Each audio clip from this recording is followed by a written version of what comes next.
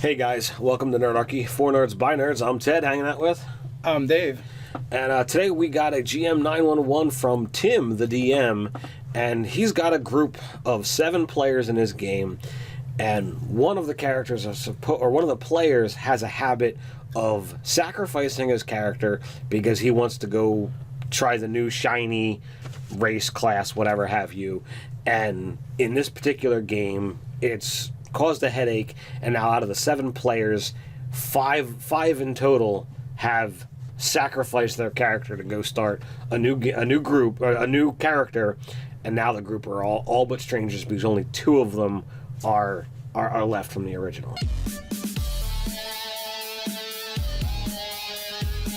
If you guys have a GM 911 you would like us to answer, you can email us at nerdarchy@gmail.com, or you can head over to nerdarchy.com where you can find the forums where there's a GM 911 section. Yes, and that's where we will field your GM 911s from.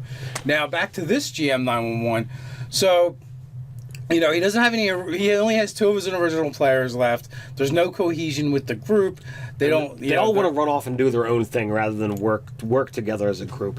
He's tried leaving hints, giving quests. He's done everything that he can possibly think of to rally the troops together, get them operating as a team, but they're all so focused that they're wanting to do all these other individual things or paired things as opposed to the group thing. So you got a couple options here. One is an out-of-game conversation where you go, hey, guys, I would like you guys all to work together and stay together as a group because otherwise some of you guys are going to be sitting on the side. Or you could literally go, okay, I let people do stuff on their side and someone can sit there for 45 minutes and not play until they realize that if they don't want to sit there and do nothing, then they all have to work together. Right. Or you could find a way to tie all their separate stories together, and this way they technically have the same goal. Mm-hmm. And now this is different than you putting forth your unified idea of why they should be together doing this one thing. You literally have to look at each of the characters individually and go, what is it they're trying to do? Is there someone in their backstory, that I can reintroduce that will galvanize them? Is there a thing, object, quest, place, whatever that this individual character is, and you have to kind of like make a list of these things for each of the characters, and then you're gonna have to play connect the dots. You're gonna have to start weaving those threads, and it could be a lot of work. This is a situation where session 0 is not going to help because the problem starts in the middle of the game. Yes. So what you need to do is you need to go with the second option of asking the people in between sessions, what are you looking to do? What are you planning to do with the next session? So if they surprise you with a, hey, I want to go do this, well, if they surprise you with it when you still have time to plan, you can still figure out how to weave those threads back into one central plot line. And it might not be possible, it might be, or it might be really hard to get all of those plots weaved together, but it is possible. It's if you leave one character out of it, then he's going to be like, well, all right, well, they're all going off on that way. What do I do? And he might join in, or he might say, okay, well, screw it, I'm done. I'm done. I'm going to the tavern. Or there is choices and illusion option as well. Right or left at the fork in the road, they both lead to the ogre, right? Right. So, you could literally have them go off and do their own thing, and somehow it leads back to the same thing, which goes back to the plot weaving in a different sense. Right. So you as the GM may not actually know what they're going to do that session, but here's the beauty of it. You can just change things on the fly if you want. So they all decide to do their own things, right? And, unbeknownst to the player, there's a master villain that actually engineered for them all to do their own things. Mm-hmm. And it just made it seem like that's what they wanted to do because he put the thing before them that attracted them. Right. So in that case, they all, all these different things are going to lead back to him and his death trap. And then they have to work together to get out of it or whatever.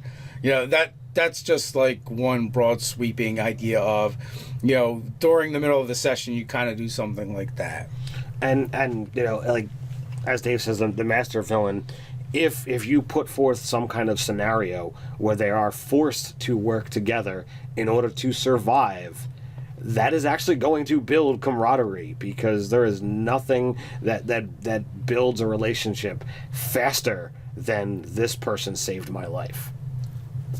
Yeah, they need those bonding moments. Or sometimes you just take the matter out of their hands, like in the very beginning of the session, where you just transport them somewhere where they are all there together, and pretty much, unless they plan on going off on their own directions from that point, or you can really be railroady with it, for a session or two to try and get them to gel together. Your Maze of Mandoon is one of those perfect scenarios where they go to sleep, and wherever they were, they wake up in the middle of this maze, and it doesn't really matter what direction they decide to go, because you are the master of this maze, and you could have them, okay, 3 of them went that way, 3 of them went that way, 1 person went that way, and they round the corner, and they're back together. Yeah, or they each enter the same chamber from 3 different directions, and there's 4 ways left, so I guess we should all go down that way, So, and it could be like, I don't know what the party makeup is, I don't know what the dynamics are, but if you're dealing with hero type characters and you want to have some kind of powerful force, perhaps this maze is that bonding moment, that shining example that they need to work together, and it's only through that us working together can they actually get that door open or get out, find their way through, however you want to look at it. Yeah, and you said something really important too, like in tabletop RPGs, when I'm gaming, I like to be the hero for the most part, and I like my players to be the hero as well. So they should have that in common, hopefully. And so when something bad happens, they would want to kind of remedy, fix it, keep it from spreading, keep it from happening. It could literally be something like they're in the town and a horde of orcs descend upon the town. Well, in that case, yeah, there's like different things they could do on their own, but ultimately they're all going to be hopefully they're all working towards the same purpose of defending the town from the horde of orcs. Right. And maybe they do have different ways of doing it, but at least at that point they're still operating on the same story arc together. Right. And we're not really advocating for like railroading your players all over the place. But as a session or two, you might need to try and do something to instill that camaraderie in them. Absolutely. Put them on a boat. Put them on a boat. Like, there's nowhere to really go. It's only so big. Or an airship, or a spaceship, or whatever it takes. So, as Dave says, railroading is one of those things that a lot of people really dislike in current tabletop RPGs. But there's just as many groups out there that run pre-planned modules that literally forces the players, this is your choice, A or B. C is not an option. You must go this way or you must go back. So when you have these type of scenarios, you have that situation where the characters are just going through the motions. In a free-form, sandbox type game, you can put that railroad in there or use the illusion of choice. And well, the other thing too is it's still a box, right? Right. When we say sandbox, it's still a box, so there's parameters, right, in a sense. Our friend DMG Info Gareth from Down Under says it best. They're all railroads, just some tracks are wider than others. So that's a pretty good one. So once you get that camaraderie, once you get them some common goals that they've agreed upon, not that you've agreed on, then you can open it up a little bit more. But every once in a while, you're just going to have to throw in scenarios to make them bond. And like being on a ship where, it's only so big and they can't really get that far from each other. When the problems happen, like they all have to deal with it because they're on the same ship and, You know, if that ship sinks, everybody sinks. Right. You know, so I like doing that, or the idea of, you know, once the scenario happens, and they didn't really have any say in that, but after that they can do whatever they want. Like the Maze of Bandoon, you know, you don't have any options once you're in the maze, or once getting to the maze. But after you're in the maze, you can do whatever you want. You know, so there's the real life happens like that. Sometimes things just happen, and although you do still have choices, there aren't a lot of good ones. Like, right. you know, so it's at that point it's almost like not having choices. You're in a car accident, you break both your legs. Well, guess what? You're probably going to the hospital at this point. I mean, I don't want to. You could not go to the hospital, end up with your legs healing wrong and being crippled, but that is an option. But it's not a good one, and right. you know, next thing you know, people are putting you on a stretcher and carting you off, and you know you can't get away because your legs are broken. So we look at it, illusion of choice. You have the forced situation of get the group together to be able to build that camaraderie. You can take all of those stories, weave them together, braid all those things together into one uniform plot line. I think those are some pretty good examples. What about you guys out there? Do you have any suggestions for Tim how to deal with this crazy bunch of players? Put your thoughts and comments down below. While you're at it, like, share, even subscribe. You can head over to nerdarchy.com where you can find Nerdarchy the store and get nerdy swag. So until next time, Stay nerdy.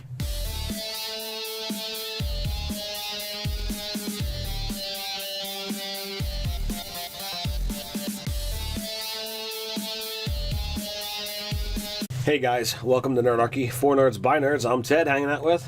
I'm Dave.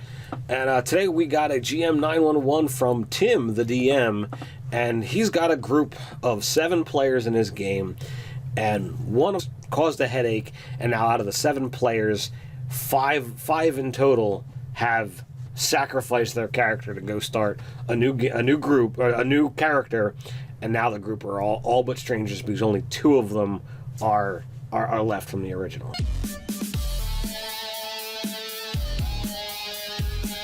If you guys have a GM 911 you would like us to answer, you can email us. One of the characters or one of the players has a habit of sacrificing his character because he wants to go try the new shiny race, class, whatever have you.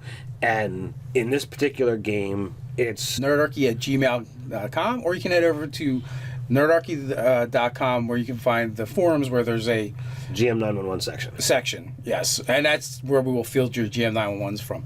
Now back to this GM 911.